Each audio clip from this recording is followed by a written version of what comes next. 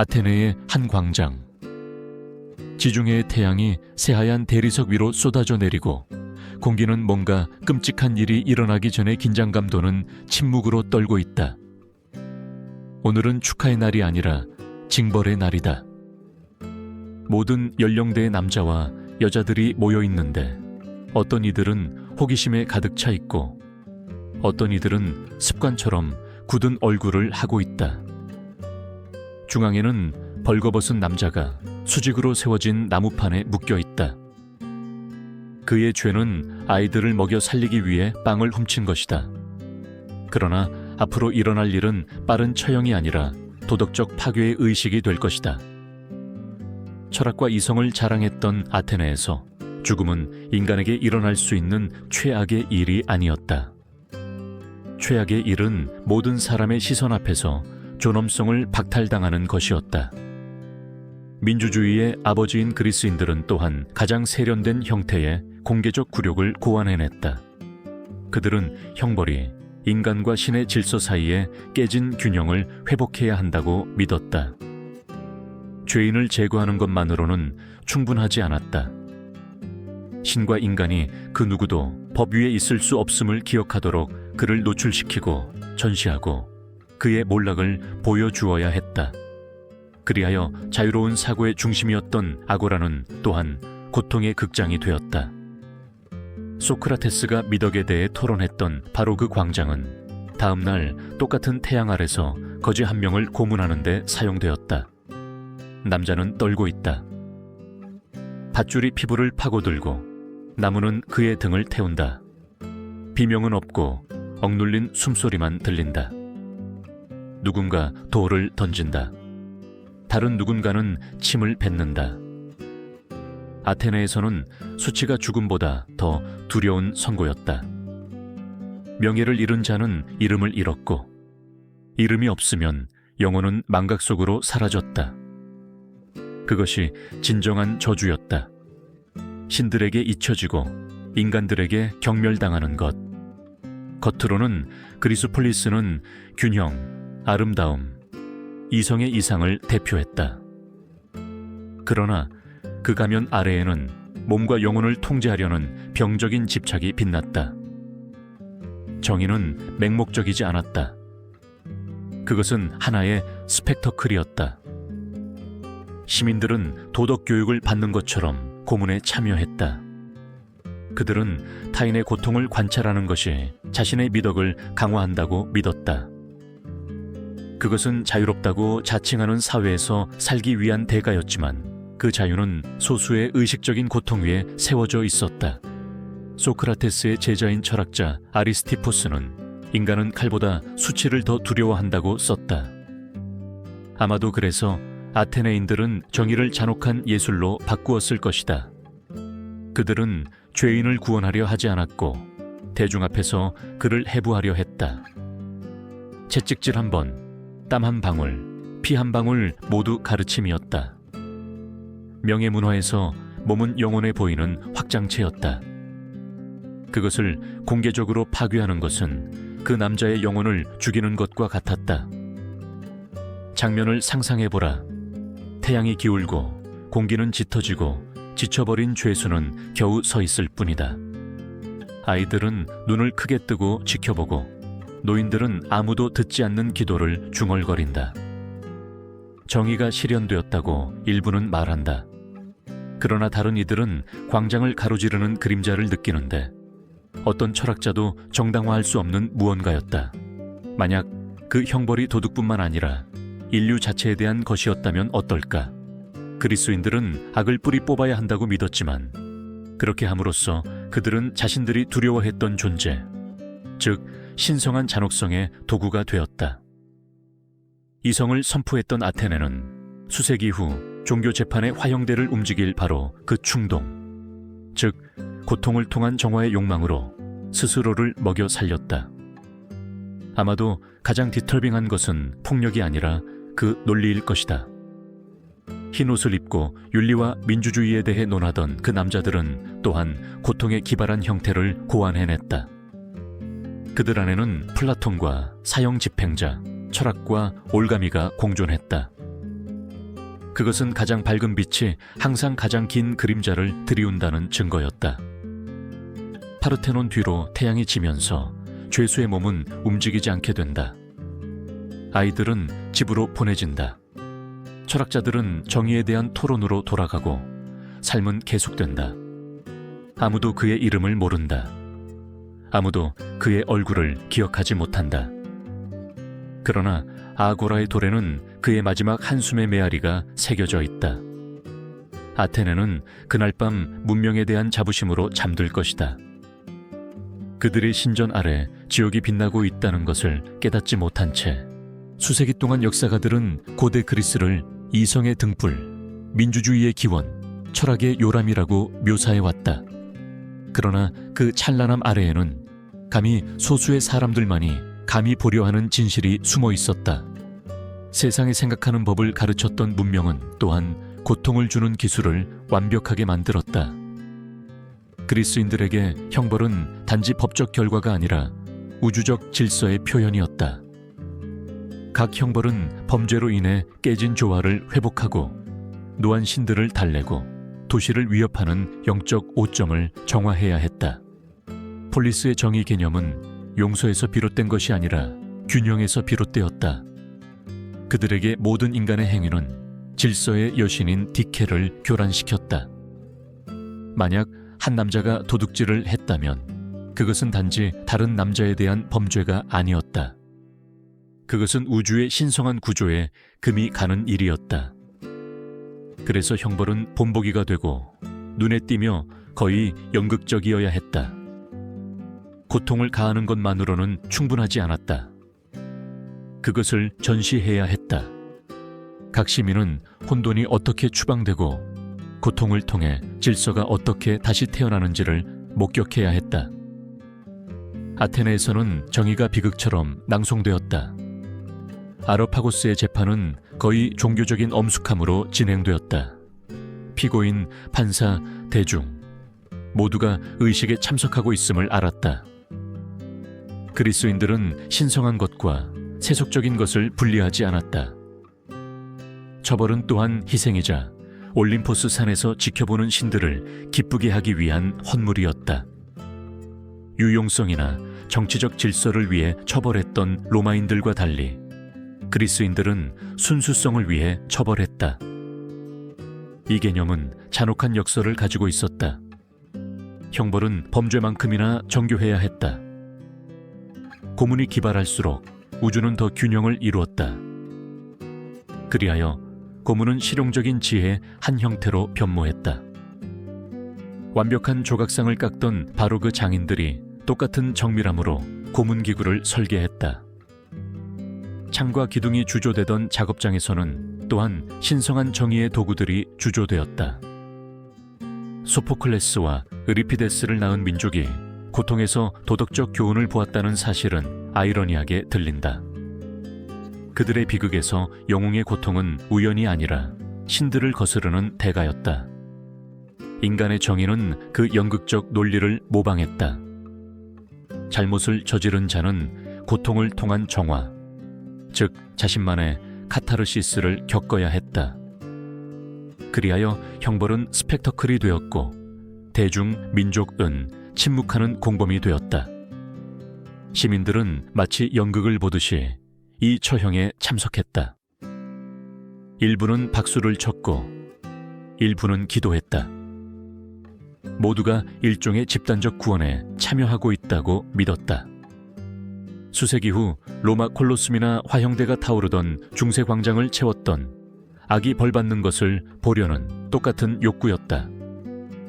공개적인 형벌은 공동체를 공통된 감정, 즉 공포 속에서 하나로 묶었다.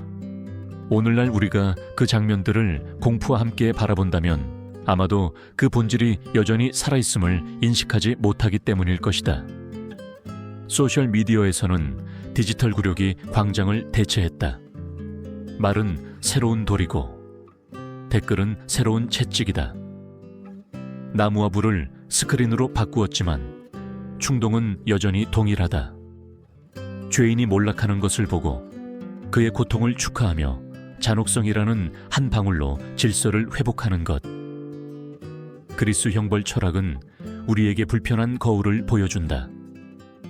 그들은 오늘날 우리가 의식화된 사디즘이라고 부를 것을 정의라고 불렀다. 그러나 그들의 생각에는 모순이 없었다. 처벌은 가르치는 것이었다. 고통을 주는 것은 교육하는 것이었다. 아골에서 흘린 눈물 한 방울은 다른 이들에게 경고였고, 자유에는 대가가 있다는 것을 상기시키는 것이었다. 질서에 대한 절대적인 복종.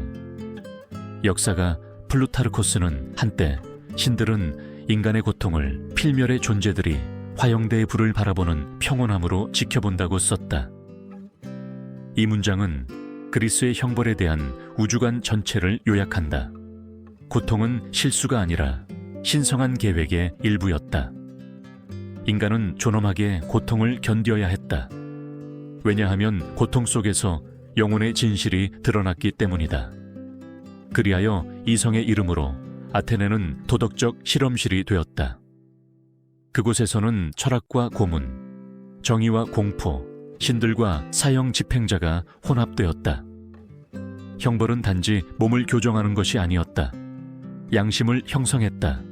공포의 힘으로 폴리스는 균형을 유지했다. 그러나 그 겉보기의 조화 아래에는 더 어두운 무언가가 자라고 있었다.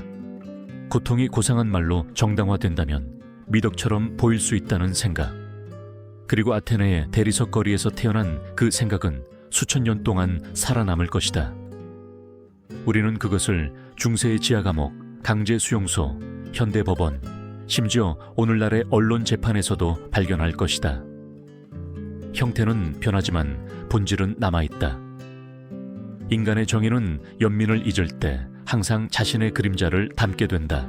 철학자와 조각가들의 도시인 아테네의 심장부에는 예술의 정교함과 사형 집행인의 잔혹성이 결합된 형벌의 한 형태인 아포팀파니스모스 아포팀파님못가 존재했다. 그것은 아마도 공개적인 수치심에 대한 그리스의 집착을 가장 순수하게 반영하는 것이었을 것이다. 죽이는 것만으로는 충분하지 않았다. 죽어가는 과정을 전시해야 했다. 고통의 매 순간은 메시지였고, 누군가 질서에 도전할 때 무슨 일이 일어나는지를 생살에 새긴 경고였다. 죄수는 옷을 모두 벗겨진 채 팔다리가 뻗어진 수직 나무판에 묶였다. 그의 몸은 전시물이 되었다. 그 나무판은 한때 법률, 신화, 자유 사상이 논의되던 바로 그 아고라 한가운데에 세워졌다. 며칠 밤낮 동안 죄수는 그곳에서 지중해의 태양 아래 물도 없이 그림자도 없이 자비도 없이 버려졌다. 시간은 느리게 흘렀고 대리석은 빛을 반사했으며 열기는 견딜 수 없게 되었다. 피부는 갈라지고 입술은 터졌으며 침묵은 오직 대중의 웅성거림으로만 깨졌다. 그러나 가장 끔찍한 것은 죽음 그 자체가 아니었다. 그것은 스펙터클이었다. 남성 여성 아이들이 그 앞을 지나가며 관찰하고 침을 뱉고 돌을 던지거나 단순히 바라보았다. 마치 타인의 고통이 자신의 순수성을 확인하는 거울인 것처럼 때로는 죄수의 가족들이 강제로 참석해야 했고 그들의 혈통에 수치를 가져온 자의 느린 부패를 목격해야 했다. 팀의 명예가 생명보다 더 가치 있던 문화에서 벌거벗은 차에 배설하고 간청하며 노출되는 것은 영혼의 완전한 파멸과 같았다. 그 시대의 철학자들은 이를 정당화했다. 그들은 형벌이 몸과 우주 사이의 균형을 회복해야 한다고 말했다. 다른 이들은 고통이 정화하고 공개적인 고통이 악의 시민들 사이에 퍼지는 것을 막는다고 주장했다. 그리하여 아포팀파니스모스는 단순한 형벌이 아니라 집단적인 교훈이었다. 광장에 십자가에 못 박힌 한 남자는 경고의 구현체였다. 어떤 필멸의 존재도 신성한 질서에 도전해서는 안 된다는. 그러나 그 스펙터클에서 더 사악한 것을 본 이들도 있었다. 망명이나 그림자 속에서 글을 썼던 일부 고대 연대기 작가들은 밤이 되면 까마귀들이 시체 위로 내려와 살점을 뜯어먹는 동안 사제들은 그 행위를 폴리스의 정화로 해석했다고 기록했다. 그 부패의 의식 속에서 도시는 스스로를 정화한다고 믿었다. 마치 타인의 고통이 집단적 죄책감을 용서할 수 있는 것처럼. 초기 수세기 동안 로마 정복 이전에 많은 외국인들은 그러한 관행에 경악했다. 일부는 그 장면을 동양의 인신 제사와 비교했다. 그러나 아테네인들은 그것을 고귀한 것으로 신들에 대한 의무로 보았다. 그것은 개인의 고통이 공동선을 위해 봉사하는 도덕적 균형의 완벽함이었다. 가장 불안한 점은 주변 환경의 아름다움이었다. 남자가 중앙에서 천천히 죽어가는 동안 그 주위에는 대리석 신전, 영웅들의 조각상, 완벽한 기둥들이 빛나고 있었다. 그 건축적 순수성은 고통을 더욱 기괴하게 만들었다. 아테네의 모든 것이 조화를 외치는 듯했지만 그 핵심에서는 인간의 몸이 폐허로 변해갔다. 일부 현대 작가들은 아포팀파니스모스를 로마의 십자가형과 비교했지만 사실 그것은 더 오래되었고 더 잔혹하며 더 내밀했다. 못은 없고 밧줄만 있었기 때문에 고통은 더 길어졌다. 죄수는 갈증, 일사병, 절망으로 죽어갔다. 그의 몸이 부서지기 훨씬 전에 그의 정신이 먼저 부서졌다. 그리고 마침내 숨을 거두었을 때 그는 매장되지 않았다. 그는 공동묘지에 던져지거나 길게 버려져 개와 독수리들이 신성한 정의를 완성하게 했다. 고대 그리스인들은 죽음 자체보다 매장의 거부를 더 두려워했다. 그들의 믿음에 따르면 묻히지 않은 시신은 하데스로 건너갈 수 없는 떠도는 영혼이었다. 형벌은 육체를 넘어 확장되었다. 그것은 영원한 저주였다. 그런 의미에서 아포팀파니스모스는 한 남자를 죽이는 것이 아니라 그의 존재를 지워버리는 것이었다.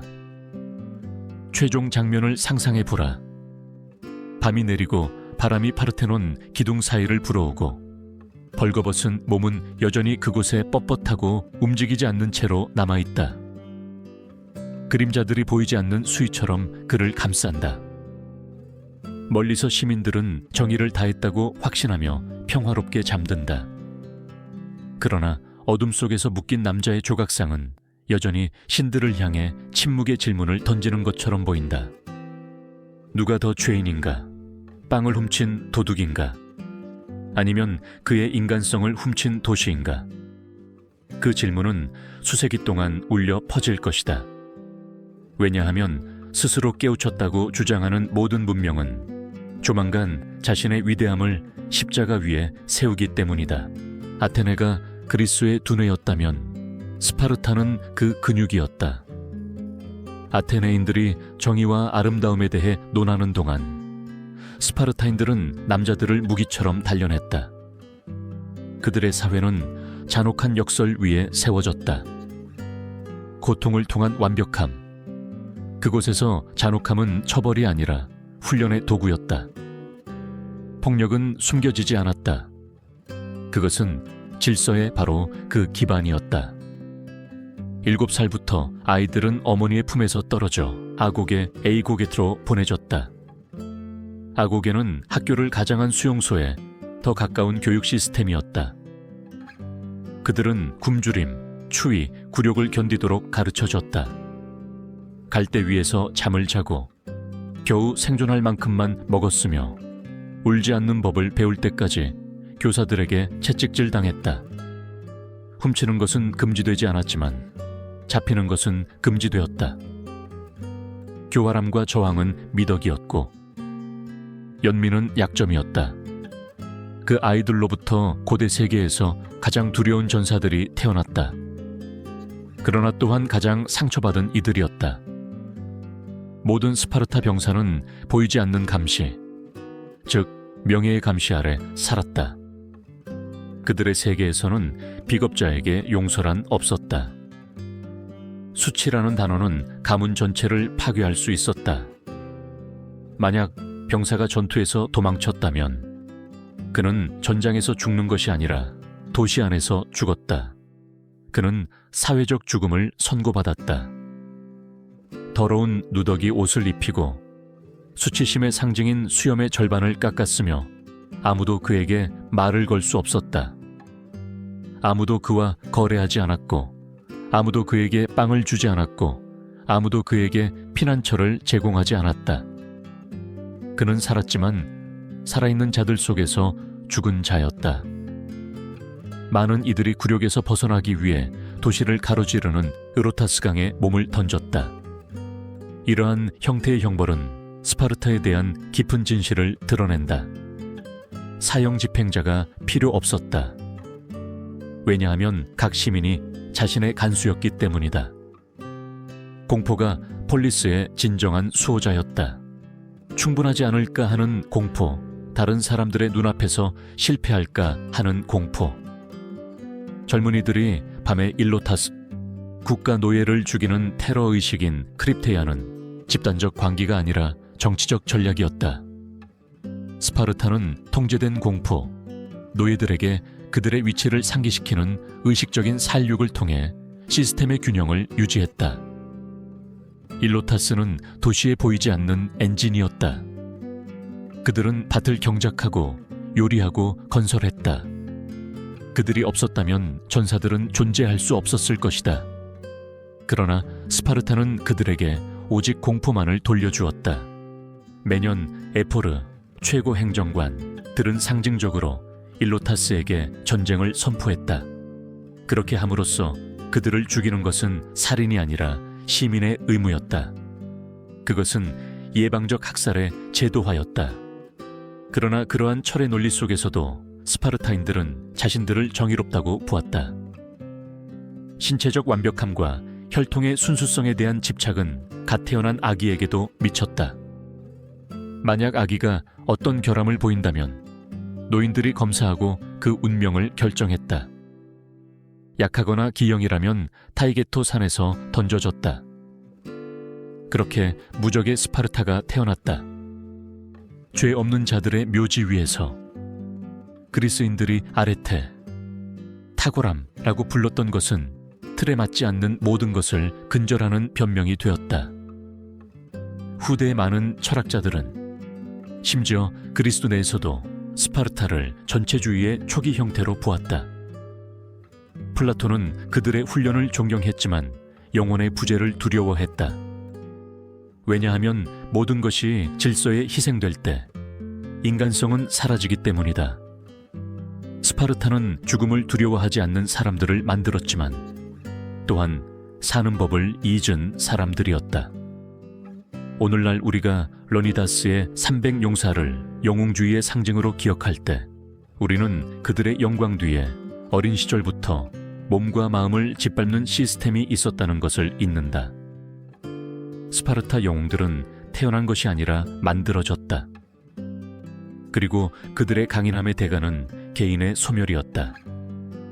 일부 현대 역사가들은 스파르타를 20세기 정권들과 비교했다. 순수성과 힘의 이름으로 모든 연민의 흔적을 파괴했던 사회들. 아고게는 교화 캠프의 전신이었다. 크립테이아는 비밀경찰의 모델이었다. 공개적인 수치심은 정치 선전의 고대 버전이었다. 그러나 스파르타의 가장 무서운 점은 그들의 폭력이 아니라 그들의 일관성이다. 모든 잔혹한 행위에는 흠잡을 데 없는 논리가 있었다. 도시는 고통이 미덕이고 죽음이 승리의 한 형태인 완벽한 기계였다. 아마도 그래서 수세기 후 로마가 그리스를 흡수했을 때 아테네보다 스파르타를 더 존경했을 것이다. 로마인들은 그리스인들이 이미 알았던 것을 이해했기 때문이다. 훈련은 철학보다 공포로 더 잘 유지된다. 스파르타는 모든 문명처럼 몰락했지만 그 그림자는 남아있다. 사회가 질서의 이름으로 자유를 희생할 때마다, 맹목적인 복종이 미화되거나 약자가 경멸될 때마다 스파르타의 정신은 되살아난다. 청동의 광채 아래 돌 심장을 숨기고 있던 바로 그 정신이다. 아테네는 가난한 자들에게 잔혹할 수 있었지만 도덕을 더럽히거나 폴리스를 지탱하는 보이지 않는 질서에 도전하는 자들에게는 가장 정교한 형벌을 남겨두었다. 그곳에서 몸은 단순한 육체가 아니었다. 그것은 상징이었고 영역이었으며 영혼의 거울이었다. 그것을 더럽힌 자는 자신의 몸으로 대가를 치러야 했다. 신체적 조화를 내면해 균형의 반영으로 숭배했던 문화에서 모든 범죄는 결국 고통으로 정화되어야 할 불순물이었다. 가장 악명 높은 방법 중 하나는 키폰이었다. 죄수가 불가능한 자세로 강제로 머물러야 하는 구부러진 나무 족쇄의 일종이었다.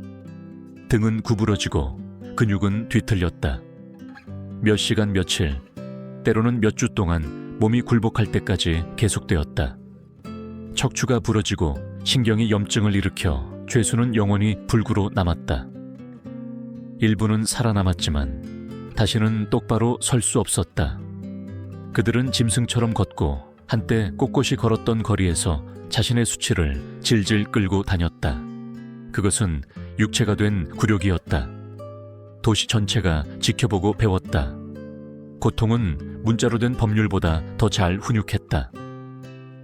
철학자들은 웅장한 말로 그것을 정당화했다. 고통은 벗어난 영혼을 교정한다. 그러나 실제로는 키폰은 집단적 공포의 거울이었다. 폴리스는 자신의 완벽함을 믿기 위해 부서진 몸들을 볼 필요가 있었다. 같은 맥락에서 간통조회, 즉 모이치아에 대한 처벌이 있었다. 고대 세계에서 가장 가학적인 관행 중 하나였다. 욕망이 처벌된 것이 아니라 유전적 질서에 대한 위협이 처벌되었다. 분류는 낭만적인 배신이 아니라 가족 구조에 대한, 재산에 대한 범죄였다. 결혼한 여성과 함께 발각된 남성은 처형될 수도 있었지만 종종 더 나쁜 것을 겪었다. 그는 대중 앞에서 벌거벗겨지고 잡혀서 거친 무가 항문으로 삽입되었다. 그로테스크하면서도 상징적인 행위였다. 범죄자를 침범하고 그의 남성성을 역전시키며 그를 조롱의 대상으로 만드는 것.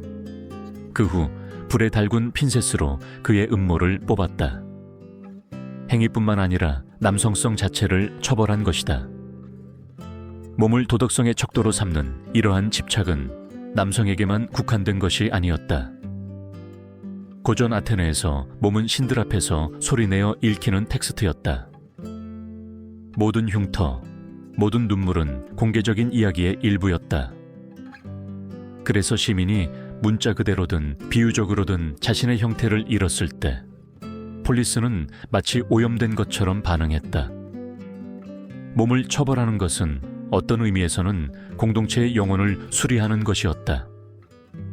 그리고 반역자들을 위해 도시는 이름 없는 구덩이인 바라트론을 남겨두었다. 아테네 외곽에 있는 깊은 구덩이로 달조차도 감히 비추지 못할 만큼 어두웠다. 명예롭게 죽을 가치조차 없다고 여겨지는 죄수들은 그곳에 던져졌다. 사형 집행인도 연설도 없었고 끝없는 추락과 뼈가 부러지는 소리만이 있었다. 일부는 며칠 동안 살아남아 부상당하고 피를 흘리며 지하에서 머리 위로 지나가는 행인들의 발걸음 소리를 들었다. 바라트론은 제도화된 침묵, 망각에 대한 저주였다. 그곳에 떨어진 자들은 존재하기를 멈추었다. 무덤도 이름도 메아리도 없이. 그리스인들에게 그것은 죽음보다 더 나빴다. 그것은 영혼의 추방이었다. 때때로 시민들은 가장자리로 다가가서 바라보기만 했다. 심연의 형이정을 느끼고 법을 어겼을 때 무슨 일이 일어나는지 기억하기 위해서였다. 이러한 처벌받는 몸에 대한 그리스의 집착은 시대를 초월한 진실을 드러낸다. 모든 사회는 도덕의 한계를 정해야 하며 그것을 몰락하는 자들의 피부 위에 새긴다. 중세에는 불이었고 현대에는 감옥이었다. 오늘날에는 공개적인 굴욕이 디지털화되었다. 우리는 밧줄을 알고리즘으로, 광장을 스크린으로 바꾸었다. 그러나 의도는 동일하다. 교정하고, 노출시키고, 정화하는 것. 프로이트는 이러한 형벌에서 집단적 억압의 발현을 보았을 것이다. 금지된 욕망은 통제의 스펙터클로 변모했다. 타인을 처벌하는 것은 자신의 죄책감을 정화하는 한 형태였다. 아테네에서는 쾌락과 고통이 뒤섞였다. 둘 다 질서에 봉사했다. 그리하여 형벌은 정의로 위장한 종교의식이 되었다. 그 세계에서 죄수의 몸은 공공미덕에 희생이 바쳐지는 제단이었다.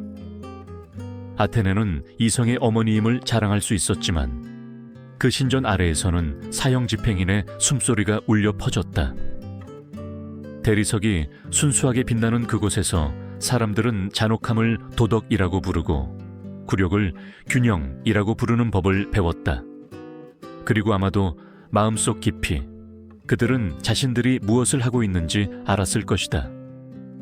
아마도 그들은 문명이 지혜 위에 세워지는 것이 아니라 자신의 잔혹성을 미덕의 언어 아래 숨기는 능력 위에 세워진다는 것을 이해했을 것이다. 알렉산드로스 대왕의 정복 이후 그리스가 동쪽으로 세력을 확장하면서 다른 문화의 그림자도 흡수했다.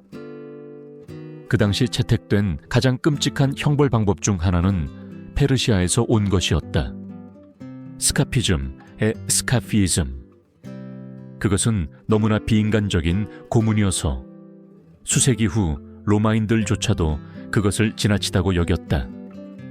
그러나 헬레니즘 시대의 일부 그리스 도시에서는 무서우리만치 정교하고 거의 의식적인 방식으로 받아들여졌다. 죄수는 옷을 벗겨진 채 속이 빈 통나무나 이중배 안에 갇혔고 머리, 손, 발은 노출되었다. 그리고는 위가 더 이상 견딜 수 없을 때까지 걸쭉한 우유와 꿀 혼합물을 강제로 마시게 했다.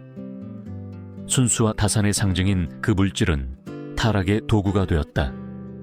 그것은 또한 그의 피부에도 발라져 파리와 말벌을 끌어모았다. 태양 아래서 몸은 부패가 천천히 진행되는 살아있는 재단으로 변했다. 처음 며칠 동안 피해자는 여전히 의식이 있었다. 그는 움직이고 소리 지르고 자신의 살을 먹는 곤충떼로부터 벗어나려 애썼다. 열린 상처, 과도한 우유로 인한 설사, 그리고 움직일 수 없는 상태는 구더기에게 완벽한 환경을 만들었다. 며칠 안에 몸은 말 그대로 썩기 시작했고 영혼은 여전히 갇혀 있었다. 고문은 최대 17일 동안 지속될 수 있었다. 목격자들은 냄새가 몇 킬로미터 밖에서도 맡아질 수 있었다고 말했다. 가장 안세틀링한 것은 스카피즘이 단순한 잔혹성 때문에 행해진 것이 아니라는 점이다. 그것은 종교적인 의미를 지녔다. 그것은 범죄자가 가져온 불순물로부터 도시를 정화하기 위해 신들에게 바쳐진 살아있는 희생이었다. 사형 집행자들의 마음속에서는 몸의 부패가 악의 추방과 같았다. 죽음이 느릴수록 정화는 더 깊었다. 속죄의 행위로서의 희생이라는 생각은 먼 곳에서 왔다. 고대 파르마코스, 피 하르마콧. 의식에서 그리스인들은 희생양으로 개인, 일반적으로 사회에 나고자 범죄자 또는 노예를 선택했다. 기근, 전염병 또는 군사적 패배와 같은 위기 동안 그 사람은 며칠 동안 최고의 연회를 먹고 그 다음에는 의식적으로 채찍질 당하고 군중에게 모욕당하고 마지막에는 추방되거나 처형되었다. 그를 제거함으로써 공동체가 불행에서 벗어난다고 믿었다. 파르마코스와 스카피즘은 동전의 양면이었다. 한 사람의 고통이 많은 사람을 구원할 수 있다는 생각. 그것은 고대의 논리이지만 더 문명화된 형태로 여전히 살아남아 있다. 한 민족이 위기에 직면했을 때 그들은 비난할 대상을 찾는다. 한 사회가 쇠퇴를 두려워할 때 그들은 다시 순수함을 느끼기 위해 희생자를 선택한다. 르네 지라르, 레네 지라츠와 같은 현대 인류학자들은 이러한 의식을 집단 생존 메커니즘으로 해석한다. 통제된 폭력은 혼돈을 피한다고 그들은 말한다. 그러나 그 설명은 문명 자체가 희생에서 태어났다는 사실을 덜 섬뜩하게 만들지는 않는다. 이성의 요람인 그리스는 또한 정의로 위장한 인신제사의 무대였다. 신전에서는 사제들이 정화에 대해 이야기했고, 광장에서는 사형 집행자가 그것을 실행했다. 신성한 것과 사법적인 것 사이의 경계가 사라졌다. 정의는 전례가 되었다. 그리고 모든 고문은 질서의 신들에게 바쳐지는 피의 기도였다. 장면을 상상해보라. 스카피즘의 희생자는 태양 아래서 정신 착란 상태에 빠져 파리에 뒤덮인 채 더 이상 듣지 않는 신들의 이름을 중얼거린다. 그의 몸은 부풀어 오르고 피부는 검게 변하며 곤충들은 살 위에 두 번째 피부를 형성한다. 밤이 되면 사제들은 침묵 속에서 다가온다. 해방시키기 위함이 아니라 관찰하기 위함이었다. 왜냐하면 결국 그 썩어가는 몸은 하나에 상기시켜주는 것이기 때문이다. 악은 파괴되지 않고 옮겨진다. 오늘은 그이지만 내일은 누구라도 될 수 있다. 그리스인들은 죽음 후에 영혼이 미노스, 라다만티스, 아이아코스에게 심판받아야 한다고 믿었다. 그러나 스카피즘 아래 죽은 자들에게는 가능한 심판이 없었다. 그들의 삶 속에서의 부패 자체가 그들의 영원한 저주였다. 하데스조차 그들을 받아들이지 않았다. 그들은 살과 그림자 사이에 일종의 림보에 갇혀 있었다. 이 공포는 역사가 종종 숨기려는 진실을 드러낸다. 가장 교양 있는 문명들이 또한 잔혹성에 대한 가장 정교한 정당화를 찾아냈다는 것이다. 스카피즘은 단순한 고문 방법이 아니었다. 그것은 그리스 사회 전체의 은유였다. 겉으로는 빛나지만 내부에서는 자체 모순에 의해 천천히 먹히고 있는 몸. 그리고 오늘날 우리가 정화, 질서 또는 본보기적인 정의에 대해 이야기할 때 우리는 아마도 모른 채 그 의식의 메아리를 계속 반복하고 있을 것이다.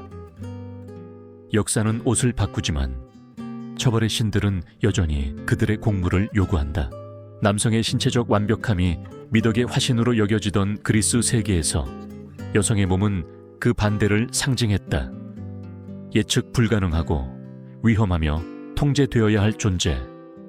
여성은 도덕적 주체가 아니라 무질서의 담지자로 여겨졌다. 그래서 여성이 범죄를 저지르거나 단순히 남성들이 부과한 규범에 도전했을 때 처벌은 정의를 추구하는 것이 아니라 지배를 추구했다. 아테나의 지혜를 숭배했던 아테네는 딸들이 의회에서 말하는 것을 결코 허용하지 않았다. 여성들은 가정의 그림자였고 침묵의 수호자였다.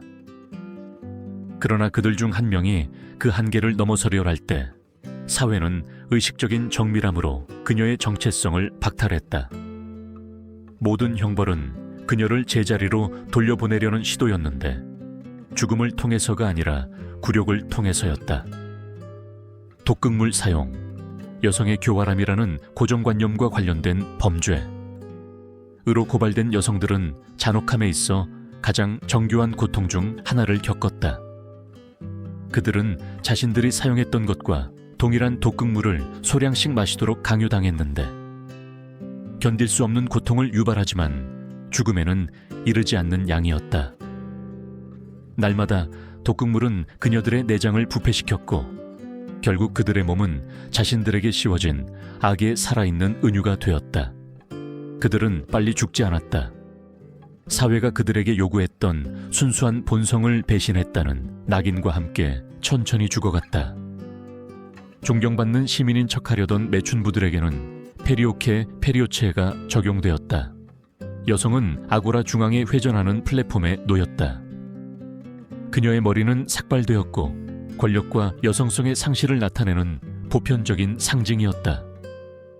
군중 앞에서 회전하는 동안 시민들은 그녀에게 인간과 동물의 배설물을 던졌다. 그 장면은 기괴했지만 메시지는 분명했다. 처벌하는 것만으로는 부족했고 지워버려야 했다. 그 여성이 다른 이들을 오염시키지 않도록 조롱의 대상으로 전락시켜야 했다. 그리스인들에게 머리카락은 아름다움과 신성한 연결의 상징이었다. 여성의 머리를 삭발하는 것은 그녀의 정체성, 존엄성, 영혼을 박탈하는 것이었다. 남성들은 그 굴욕에 처벌 이상의 의미가 있다는 것을 알았다. 그것은 여성의 혼돈에 대한 남성 질서의 승리였다. 그리고 웃는 군중은 똑같은 지배 의식에 참여하고 있었다. 그러나 훨씬 더 무서운 것은 보이지 않는 처벌이었다. 배제. 낙인 찍힌 여성은 결혼할 수 없었고 신전에 들어갈 수 없었으며 조롱을 받지 않고는 말할 수 없었다. 그녀는 사회적 유령이었다. 이름의 불멸이 가장 소중했던 고전 그리스에서 망각으로 저주받는 것은 역사에서 지워지는 것과 같았다. 신화들은 그러한 잔혹한 논리를 반영한다. 메데이아, 파이드라, 클리타임네스트라. 규범에 도전했던 모든 여성들은 이야기 속에서 괴물로 변했다. 시인들은 그들을 이해하기 위해서가 아니라 다른 이들에게 경고하기 위해 그들에 대해 썼다. 그리스 비극은 연민의 거울이 아니라 사회 질서에 대한 위협으로서의 여성적 광기를 전시하는 황금 세장이었다. 그럼에도 불구하고 그 통제의 가면 아래에는 두려움이 숨어 있었다. 여성성, 즉 삶과 파괴의 힘에 대한 두려움. 그리스 남성들은 실제 여성들에게서 가장 두려워했던 것을 나타내는 여신들을 숭배했다. 처녀이자 현명한 아테나, 자유롭지만 접근할 수 없는 아르테미스, 결혼 안에서만 강력한 헤라. 모든 판터는 사회가 여성의 힘을 길들이려 했던 방식의 우화였다. 때로는 처벌의 채찍이나 독이 필요 없었다. 공개적인 시선, 웅성거림, 속삭이는 한마디면 충분했다. 수치는 가장 효과적인 통제 수단이었다. 이를 통해 여성들은 서로를 감시하고 스스로를 검열하며 자신들을 억압하는 질서를 재현하는 법을 배웠다. 그것은 공포가 미덕이 될 때까지 어머니에서 딸에게로 유전되는 처벌이었다. 주의 깊게 살펴보면 그리스는 여성을 그들의 범죄 때문이 아니라 그들의 자유 가능성 때문에 처벌했다고 말할 수 있을 것이다. 그들을 인간성과 신화, 삶과 상징 사이의 경계에 붙잡아 두었다. 그리고 가장 아이러니한 것은 수세기 후에 역사가 다른 이름으로 그 메커니즘을 반복할 것이라는 점이다. 중세의 마녀, 공개적인 죄인, 빅토리아 시대 도덕에 타락한 여성. 모두 같은 심판의 딸들이었다. 순수함을 느끼기 위해 굴욕을 줄 필요가 있는 사회의 심판. 때때로 아테네가 문명의 요람이었다고 말한다. 그러나 여성들에게는 오히려 침묵의 요람이었다. 파르테논 신전의 벽에는 여전히 삭발한 여성에게 배설물을 던지며 광장 중앙에서 회전하는 남성들의 웃음소리가 울려 퍼지고 대리석은 태양 아래 빛나고 있었다. 도시는 깨끗해 보였다. 그러나 얼룩, 진정한 얼룩은 그들의 눈 속에 있었다. 기원전 399년 아테네는 자신들의 창조자 중 한 명인 소크라테스를 재판에 회부했다. 한 세대에게 생각하고 의심하고 말 너머의 진실을 찾도록 가르쳤던 이 남자는 젊은이들을 타락시키고 도시의 신들을 공경하지 않았다는 이유로 사형을 선고받았다. 그 선고는 단순한 사법적 판결이 아니라 상징적인 행위였다. 민주주의가 자신의 양심을 처벌하는 것. 선택된 방법은 가장 명예로운 것이었다. 동미나리. 존경받는 시민들을 위한 차갑고 조용한 독이었다. 채찍질이나 비명은 없었고 오직 한 잔의 술과 그것을 마셔야 할 의무만이 있었다.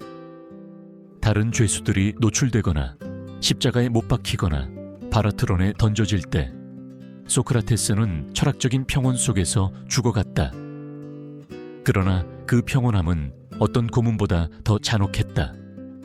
그들은 그가 의식 있는 상태에서 관찰하고 그의 몸이 천천히 꺼져갈 때마다 모든 감각을 추론하며 죽도록 강요했다. 그의 가장 충실한 제자인 플라톤은 그것을 거의 의식적인 냉정함으로 서술했다. 소크라테스는 앉아서 떨림없이 잔을 들고 말했다. 영혼이 불멸이라면 죽음을 두려워할 이유가 없다. 그리고는 쓴 액체를 마셨다. 처음에는 발에 차가움을 느꼈고 그 다음에는 다리에 느꼈다. 독은 올라와 몸을 조금씩 마비시켰지만 그의 정신은 명료하고 맑고 깨어 있었다. 그의 친구들은 울었지만 그는 그들을 꾸짖었다. 울지 마라. 죽는 것은 몸일 뿐이다. 그것은 자신의 생각과 일관되게 살고 죽은 한 남자의 마지막 행위였다. 그러나 결국 그 장면은 비극이었다. 철학을 발명했던 도시가 철학자를 처형했다. 세상에 이성적으로 생각하는 법을 가르쳤던 아테네는 너무나 이성적으로 생각했던 자를 견디지 못했다. 소크라테스의 죄는 이단이 아니라 의심이었다. 그리고 의심은 어떤 시대에도 항상 용서할 수 없는 죄였다. 그의 죽음은 어두운 흔적을 남겼다. 많은 이들은 그것을 희생, 일종의 지적, 파르마코스로 보았다. 아테네는 부패 때문이 아니라 자신들의 공포 때문에 죄책감을 정화했다. 소크라테스는 자신이 설교했던 자유를 더 이상 유지할 수 없었던 사회의 희생양이 되었다. 결국 도시는 그가 가르친 것 때문이 아니라 그가 큰 소리로 가르쳤기 때문에 그를 죽였다. 철학자는 법률뿐만 아니라 정의 자체의 개념에 의문을 제기했다. 그는 물었다. 선이란 무엇인가? 악이란 무엇인가? 그리고 그렇게 함으로써 시스템의 위선을 드러냈다. 미덕이 공개적이었던 세상에서 소크라테스는 진정한 미덕이 내면적임을 상기시켰다. 그러나 아테네는 자유로운 영혼을 원하지 않았고 순종적인 시민을 원했다. 동미나리의 독은 그래서 문명이 자신의 모습에 대한 반응이었다. 참아볼 수 없었던 자신의 모습. 그 잔에는 치명적인 액체 이상의 것이 담겨 있었다. 자유로운 사고에 대한 한 문화 전체의 공포가 담겨 있었다. 수세기 후 기독교는 비슷한 이야기를 전할 것이다. 진실의 이름으로 말하고 질서를 교란했다는 이유로 유죄 판결을 받았으며 진실의 불편함보다 오류의 평온함을 선호했던 군중 앞에서 처형된 남자. 소크라테스와 그리스도는 시간적으로 떨어져 있었지만 같은 아이러니를 공유했다. 마음으로 생각하는 법을 가르치다가 죽은 것. 플라톤의 시각에서 동미나리는 비극이 아니라 교훈이었다. 스승의 죽음은 지적 순수성의 상징, 본보기를 통한 불멸의 한 형태가 되었다. 그러나 모든 사람이 그렇게 본 것은 아니었다. 일부 제자들은 그 모순을 견딜 수 없어 아테네를 떠났다. 아리스티포스는 스승이 죽는 것을 보고 지혜는 인간을 구원하지 못하며 단지 더 위험하게 만들 뿐이다 라는 것을 깨달았다고 썼다. 그리고 아마도 그가 옳았을 것이다. 그 이후로 역사는 같은 패턴을 반복해왔다. 사회가 통제력을 잃을 것을 두려워할 때마다 그들은 사상가들을 파괴한다. 르네상스 시대에는 이단자들이었고 근대 시대에는 과학자들이었고 오늘날에는 다르게 생각할 용기가 있는 자들이 대중의 심판에 의해 잡아먹힌다. 소크라테스의 고뇌 속에는 보편적인 교훈이 있다. 모든 문명은 자신의 자유를 선포하는 바로 그 순간에 자신의 사형 집행자를 만든다. 이성의 상징인 아테네는 최종 행위를 통해 자유로운 사고에는 항상 대가가 따른다는 것을 보여주었다. 그리고 그 대가는 고독이다. 독이 심장에 도달했을 때 소크라테스는 마지막 숨을 쉬고 미소 지었다. 그의 얼굴에는 두려움이 없었고 참석자들이 이해할 수 없는 평화만이 있었다. 왜냐하면 그에게 죽음은 끝이 아니라 그의 도시가 처벌의 도구로 만들었던 바로 그 몸으로부터의 해방이었기 때문이다.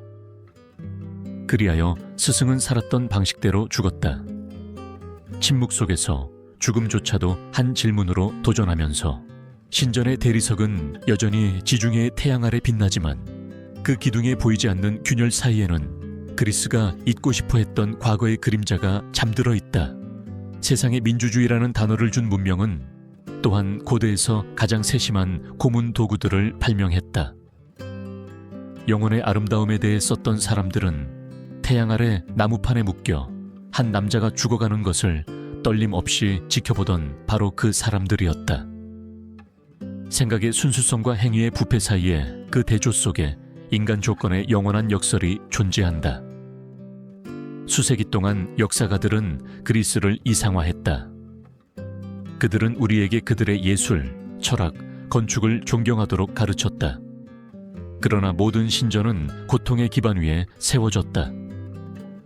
완벽한 신의 모든 조각상은 불완전한 자들의 외침에 메아리를 숨겼다. 헬라스의 유산은 이성만이 아니다. 그것은 웅장함과 잔혹성, 진실 추구와 그것을 처벌할 필요성 사이의 공존이다. 아포팀파니스모스, 키폰, 바라트론, 스카피즘, 페리오케, 그것들은 우연이나 과잉이 아니었다. 그것들은 고통을 통해 정의가 달성된다고 믿었던 시스템의 표현이었다. 연민보다 명예가 더 가치 있던 사회에서 고통은 미덕의 척도가 되었다. 더 많이 고통받을수록 그 대의 명분은 더 정의롭게 보였다. 그 생각은 새로운 형태로 위장되어 수세기를 살아남았다. 도덕적 처벌, 사회적 배제, 언론의 린치. 아마도 그래서 그리스는 결코 완전히 사라지지 않았을 것이다. 그 정신은 군중이 더 이상 광장이 아니라 스크린 뒤에서 누군가의 굴욕을 목격하기 위해 모일 때마다 살아있다. 아고라는 소셜 네트워크로, 오스트라키즘은 캔슬 문화로 변모했다. 차이점은 이제 우리가 돌이나 배설물이 아니라 말을 던진다는 것이다. 그러나 목적은 동일하다. 무리에서 벗어난 자를 파괴하고 수치심을 통해 질서를 회복하는 것. 그리스인들은 형벌이 몸뿐만 아니라 생각까지 훈육한다는 것을 이해했다. 고통을 관찰하는 사회는 순종하는 법을 배운다. 그래서 공개적인 정의는 공포의 교육학으로 기능했다. 그러나 그들은 또한 우리에게 다른 것을 가르쳤다. 모든 문명은 거울을 보고 자신의 가장 아름다운 얼굴에 균열이 있다는 것을 발견할 수 있다는 것을. 겉으로는 야만적으로 보이지만 그리스는 정직했다. 그들은 잔혹성을 숨기지 않았다. 그것을 의식화하고 예술로 변모시켰다. 진정으로 불안한 것은 그 이후에 왔다. 다른 문화들이 미소 지으며 처벌하고 진보의 이름으로 고문하며 도덕의 이름으로 굴욕을 줄 알게 되었을 때 말이다. 고통의 정교함은 보이지 않게 되었고 우리가 인정하기를 원치 않았던 영적 유산처럼 되었다. 오늘날 우리가 문명이라는 단어를 발음할 때 그것이 그리스가 그 형태 그리고 그 그림자를 주었다는 것을 기억해야 한다. 그곳에서 우리는 지식과 잔혹함이 반대가 아니라 같은 요람에서 잠자는 쌍둥이임을 배웠다. 아름다움에 대한 사랑이 파괴의 쾌락과 공존할 수 있음을, 그리고 가장 고귀한 생각조차 폭력을 정당화하는 데 사용될 때 무기가 될 수 있음을. 고대 그리스의 형벌은 권력의 해부학을 드러낸다. 자신을 주장하기 위해 희생자가 필요하고 잔혹함을 정의로, 수치심을 정화로 위장하는 권력. 그리고 가장 불안한 점은 그들의 논리 속에서 그들이 옳았다는 것이다. 고통은 하나로 묶는다. 공포는 조직한다. 굴욕은 교육한다. 이것이 사회가 유지되는 방식이다. 소크라테스처럼 누군가 감히 질문할 때까지 왜? 그 질문은 2000년 후에도 여전히 울려 퍼진다. 무고한 사람이 여론에 의해 파괴될 때마다, 대중이 타인의 고통에 박수를 보낼 때마다, 권력이 잔혹성을 정당화하기 위해 안전이나 도덕을 들먹일 때마다 우리는 그것을 듣는다. 그리스는 멀리 떨어진 과거가 아니었다. 그것은 우리가 여전히 어떤 존재인지를 보여주는 첫 번째 거울이었다. 그럼에도 불구하고 그 유산에는 희망적인 무언가가 있다. 왜냐하면 고문 도구를 만들었던 바로 그 사람들이 지혜의 신전도 만들었기 때문이다. 소크라테스를 죽였던 자들이 플라톤, 아리스토텔레스, 아름다움과 진실을 꿈꾸었던 시인들을 낳았다. 결국 그리스는 천사도 악마도 아니었다. 그것은 모든 빛과 모든 어둠을 지닌 가장 순수한 형태의 인간이었다. 그러한 이중성을 이해하는 것은 진보가 야만성을 제거하지 않는다는 것을 받아들이는 것이다. 단지 그것을 위장할 뿐이다. 지적 세련됨이 선량함을 보장하지 않으며 역사가 직선으로 나아가지 않고 고통이 다른 이름으로 반복되는 원을 그리며 나아간다는 것을. 문명은 항상 이성과 그림자 사이의 섬세한 균형이며 앞으로도 그럴 것이다. 아마도 그것이 그리스인들이 우리에게 남긴 가장 불편한 교훈일 것이다. 어떤 사회도 스스로 순수함을 느끼기 위해 죄인이 필요한 한 진정으로 자유롭다고 여겨질 수 없다는 것.